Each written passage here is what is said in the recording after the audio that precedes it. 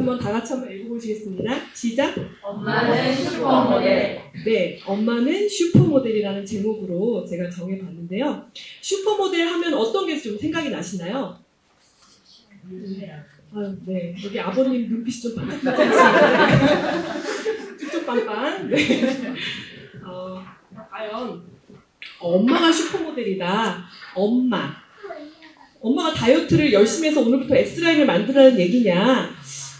과연 어떤 의미의 슈퍼모델인지 함께 살펴보도록 하겠습니다. 오리나 기러기 같은 이런 동물들은 알에서 깨어날 때 처음 보는 것들을 평생 따른다고 하죠. 이런 걸 뭐라고 그럴까요? 예, 각인 현상이라고 합니다.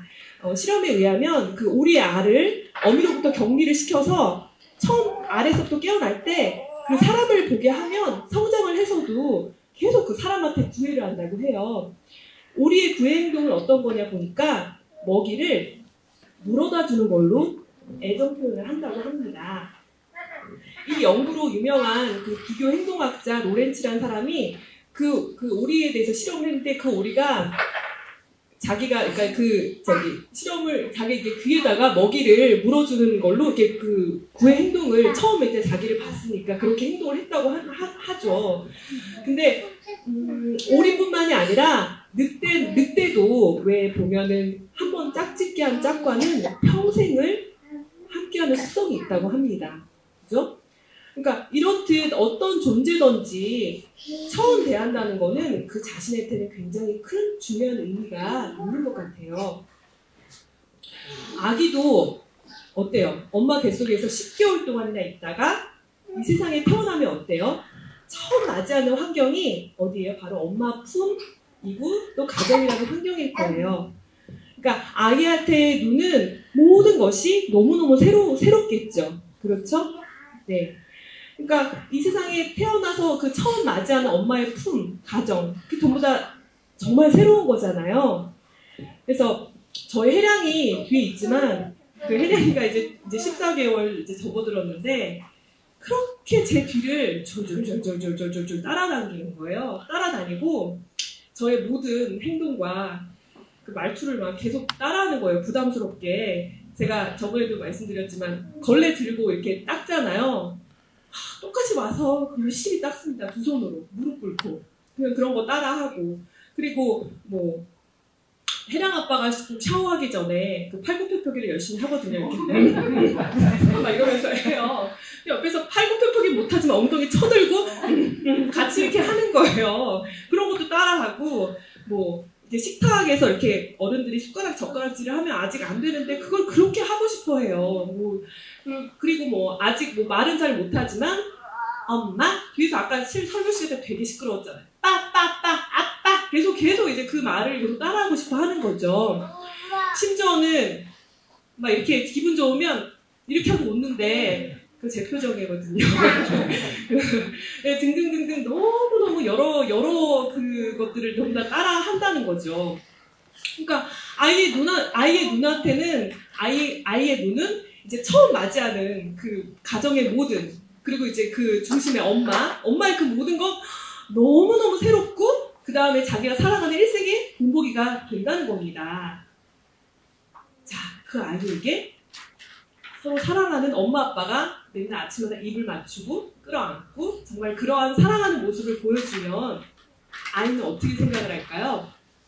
우와, 온 세상이 이렇게 사랑이 넘치는 세상이구나. 이 세상은 이렇군. 각인이 딱 될 거예요. 그렇죠? 근데 반대로 매일 싸우고 지지고 볶고 맨날 싸우고 다투는 자기 할 말 다 했어? 이러면서 이렇게 막 짜증내고 싸우는 모습을 보인다면 어떻게 될까요? 아이가 어떻게 생각을 할까요? 나 이거 뭐 세상을 살라는 거야 말라는 거야 이러면서 온 세상을 전쟁터나 뭐 만나는 모든 사람들을 이겨야 되는 대상 밟고 말이라 막 이러면서 이렇게 좀 만나는 모든 사람들을 그런 모든 게 좀 경계하고 정말 이겨야 되고 싸워야 되는 그런 대상으로 머리에 이제 각인이 되겠죠.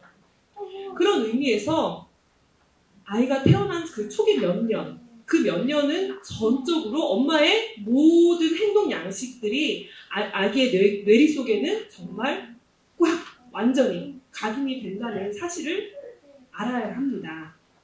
그런 의미로 볼 때 우리 엄마들이 무의식적으로 하는 그런 행동들 있죠. 그런 행동들 하나하나가 정말 내 아이한테는 사실 너무나 무책임한 행동들이 굉장히 많이 있죠. 밥을 열심히 하고 정말 해야 될 게 너무 청소도 열심히 해야 되는데 이제 뒤에서 혜령이가 빽빽거리고 울면서 장난감을 봤더니 막 이게 난장판을 해놓으면 너무 짜증나잖아요. 당장 치워. 당장 치워. 이렇게 얘기도 하고. 그리고 뭐 아기가 아픈데 이렇게 뭐 감기 걸렸는데 나는 아기 본다고 너무 막 밤새 한숨도 못 자는데 피곤하다고 신랑은 와가지고 코 골면서 뭐 이러면서 자면 그 얼마나 얄밉습니까. 발로 차진 않겠지만 그렇잖아요. 그런데 정말 그런 모든 그냥 일련의 행동 하나하나가 정말 내 아이한테 영향을 끼치고 있다면 어떻게 하시겠냐는 거죠.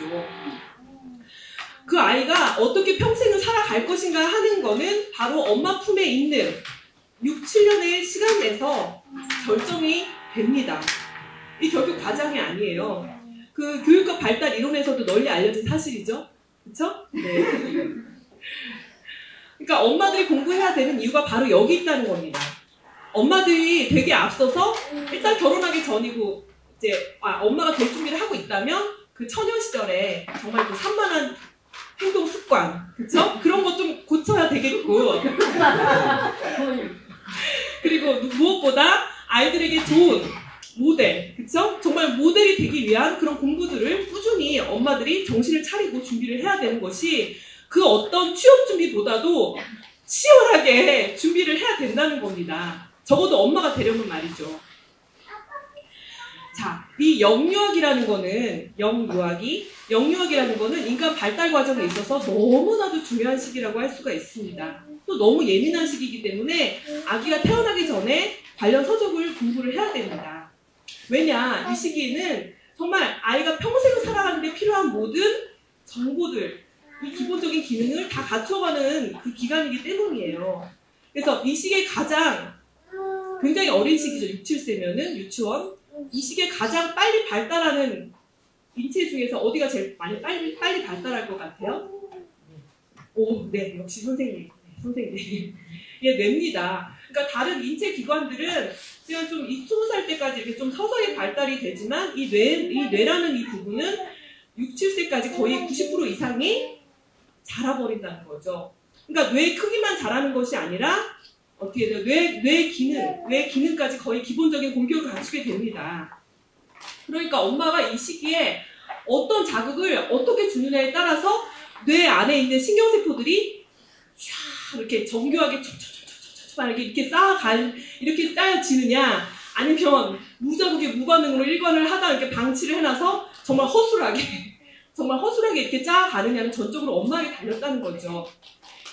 지금 내가 가지고 있는 학습 스타일이라든지 정말 성격, 그런 행동들, 양식, 이것들이 다 언제 생겼을까요? 지금 말씀드린 대로 정말 이 영유아기 때 우리 지금 내가 갖고 있는 그런 것들도 기본적인 성품, 생각하는 습관, 이런 것들이 전부 다 영유아기 때 형성이 된다라고 한다면 정신 똑바로 차려야겠죠. 내 모습을 본다면. 그렇죠? 그래서 이 시기에 가장 중요한 것이 무엇이냐? 한마디로 분위기입니다. 그러니까 차분하고 온화한 분위기라든지 정말 사랑하고 신뢰를 할 수 있는 그런 안정감이라든지 어떤 칭찬과 격려 속에서 나오는 어떤 자신감이라든지 정말 질서와 뭐 옳은 것에 대한 아주 기본적인 그런 인식의 기본적인 틀, 그 기본 구조를 아주 잘 세워줘야 됩니다. 아주 견실하게 말이죠. 근데 반대로 이 시기에 이 기본 구조가 잘 세워지지 않는다면 어떻게 될까요? 이 인생 설계도가 한마디로 첫 단추부터 이렇게 꼬이게 된다는 겁니다. 자, 새학기에 3월이 시작됩니다. 3월이 새학기 시작이 되면 어때요? 우리 그 초등학교 1학년들이 들어와요. 이 초등학교 1학년들은 어때요? 이제 6세, 7세 유치원생들이 유치원 생활을 졸업을 하고 이제 부푼 마음을 안고 초등학교 1학년 이름표를 달고 이렇게 학교에 입학을 합니다. 초등학교 1학년들을 보면 굉장히 이제 눈빛이 정말 반짝반짝 무슨 말을 해도 네 선생님 이러면서 딱 나오고 완전 각이 잘 딱 잡혀가지고 안녕하세요 갈 때 안녕히 계세요 불러오면 아직도 이렇게 그 신호등 걸을 때도 막 딱 이렇게 교육을 제대로 받은 유치원생들은 다 그러니까 정말 각이 딱 잡혀 있어요. 굉장히 긴장감이 막 살아 있어요. 그러나 이제 이 초등학생들도 한 4, 5년 학교 생활 좀 해보면 그것들이 아주 그렇게 네, 선생님 적당히 하세요 막 이러면서 흥정하려고 하죠. 땡질거리 도망다니죠. 아주 군대 제대 말년 병장 같은 스타일로 한 4, 5년만 지나면 좀 변하는 좀 그런 경향도 있는데 하여튼 제가 아이들의 그 제각기 성격도 좀 다른 그런 아이들을 이제 1학년들을 제가 이제 3월달이 돼서 이제 맞아보면은 아이들 대하다 보면 정말 영유아기를 어떻게 보냈는가가 정말 조금은 정말 느껴지더라고요. 그래서 정말 교사로서 이렇게 학습 지도를 하면서 아이들 대해보면요. 정말 안정된 집중력, 안정된 정서, 그리고 집중력, 그리고 뭔가 이렇게 예의와 질서에 대한 그런 기본적인 틀이 잘 세워진 아이와 그렇지 않은 아이가 정말 각각 그 출발 똑같은 선에서 땅 하면 출발을 같이 해요. 출발을 같이 하는데 4, 5년 후를 지켜보니까 정말 나중에 그 차이가 어마어마해지더라는 거예요. 자, 오늘은 저희 학원에 6학년 이제 여자아이, 남자아이가 있는데 오늘은 6학년의 여자아이, 6학년 여자아이를 정원이라고 하고 6학년 남자아이를 도일이라고 오늘은 좀 할게요.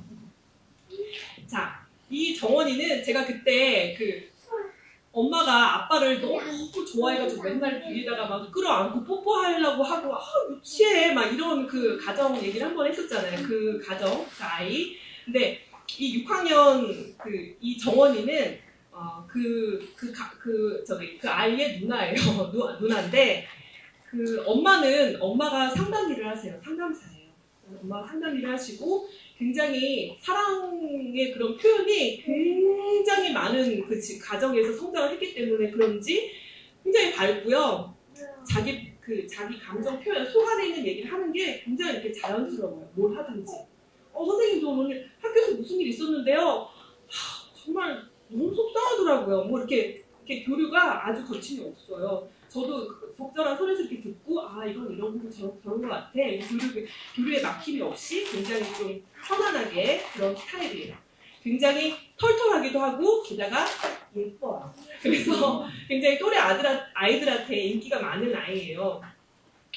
근데 이제 이 아이 같은 경우에는 이제 학원을 보통 한 2학년에서 3학년 정도가 되면 이제 어학원, 뭐 이렇게 보습 해서 한 3개 정도 딱 다니거든요. 근데 이제 이 아이는 엄마의 교육적인 뭐 이렇게 소신이 있으셔서 그런지 모르겠는데 그 학교 도서관에서 보통 한두 시에 수업이 끝나죠. 2, 3학년들이 5교시를 하더라도 그럼 이제 음악학원에 한 5시쯤 오면 3시간이나 비워요. 뭐하니 너는? 그랬더니 저요 학교 도서관에서 책 봐요. 이러는 거예요. 정말? 지루하지 않아? 완전 재밌어요. 학교에 책이 얼마나 많은데요. 진짜? 혼자? 네. 친구들은 학원이요. 안 심심해? 네. 넌 정말 대단하구나. 학교 도서관에서 책을 한두 시간을 매일매일 월화수목금 토요일날 안 하니까 금까지 꾸준하게 그냥 혼자 책 읽는 거예요. 그냥 만화책, 판타지, SF 별 장르를 가리지 않고 다 읽어요. 그리고 이제 음악학원은 한 5시 정도 오면 6시 정도 끝나서 이제 집에 가면 이제 저녁 된 거예요. 그럼 이제 엄마가 일을 하시고, 역시 엄마 워킹맘입니다. 일을 하시고 이제 들어오세요. 그러면 이제 집에서 이제 그날 하루 일과를 엄마랑 막 얘기도 막 하고, 얘기도 하면서 이제 자기 숙제라든지 그런 거를 엄마랑 같이 하면서, 그러니까 그냥 엄마랑 같이 공부하는 거예요. 그게 끝이거든요. 근데 그런 일과가 제가 그 아이가 지금 6학년이니까 그런 일과를 한 3, 4년 해온 거예요. 3, 4년을 해오고 그런 일과가 꾸준히 쌓이니까요. 나중에는 학과 공부를 따로 하지 않아도 늘 학교에서 1등. 그냥 이렇게 뭐 공부가 제일 쉬웠어요까지는 아니겠지만 그러니까 뭔가 이렇게 어느 다른 학원을 다니지 않더라도 자기 혼자 이제 학습력이 생긴 거예요. 이렇게 자기주도 학습 아시잖아요. 그런 것처럼 자기 혼자 어떤 책을 읽고 어떤 과제를 하든 뭐 글짓기를 하든 다 이렇게 혼자 하는 거예요. 그래서 정말 이 아이를 보면은, 그러니까 물론 피아노를 좋아해서 지금 꾸준히 하고 있어요. 하고 있는데, 뭐, 잘해요. 잘하기도 하고 재능도 있어요. 좋아해요.